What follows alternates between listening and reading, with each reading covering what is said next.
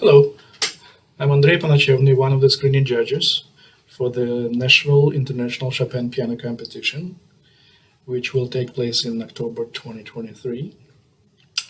I was asked to talk and share my thoughts about different aspects of Chopin's music. So let's begin. What is the single most important thing when performing Chopin? It's quite hard to point out one thing. Of course, a pianist must be equipped with great technique. Chopin's music offers most challenging technical elements and passages.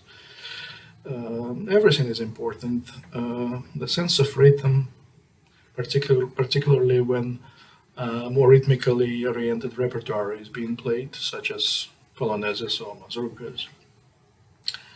The sense of style, sense of rubato, and understanding of vocal nature of Chopin's music.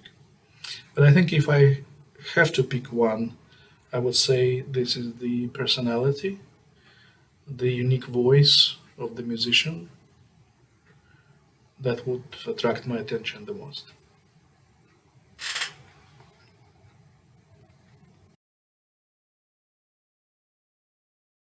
Question number 2.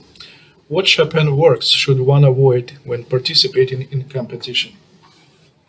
Also hard to say, I'm not really sure. But perhaps not a perfect sonata number 1, which lasts 25 minutes, would be the best choice in your competition round. Uh, it would steal most of your competition round time limit. Um, I would also avoid playing a single prelude. Preludes are a set of miniatures, which I consider as one big piece, and I often perform all 24 preludes together. Um, Perhaps performing a single prelude would be more appropriate as an encore. Question number 3. What are complete deal breakers for you in one's Chopin interpretation?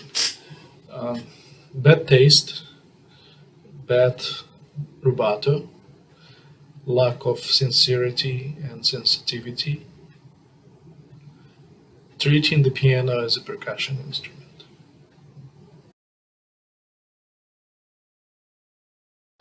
Question number 4. How to choose your 45-minute Chopin recital program? Well, to me, almost everything that one could mix and blend together from Chopin's repertoire would work just fine. Uh, I think it's only a matter who is playing and how good it is being performed. Again, it could be a set of 24 preludes, which lasts about 45 minutes, or a set of nocturnes with a couple of polonaises. Uh, I think the program shall not be too entertaining in terms of playing too many short pieces of different genres, like waltzes, mazurkas, preludes, nocturnes, polonaises, so it has to be well balanced. Question number 5. Who are your favorite Chopin pianists? I don't have one, um, as I will never have one for Brahms, Prokofiev, or Beethoven. There are so many wonderful pianists whose personalities and individuality I like, even though there are sometimes disagreements here and there with rubato, tempo choice, phrasing. I think at the moment when you perform Chopin's music, there should be no one between composer and the performer. At this point, you shall be the best interpreter of this music and trust yourself completely.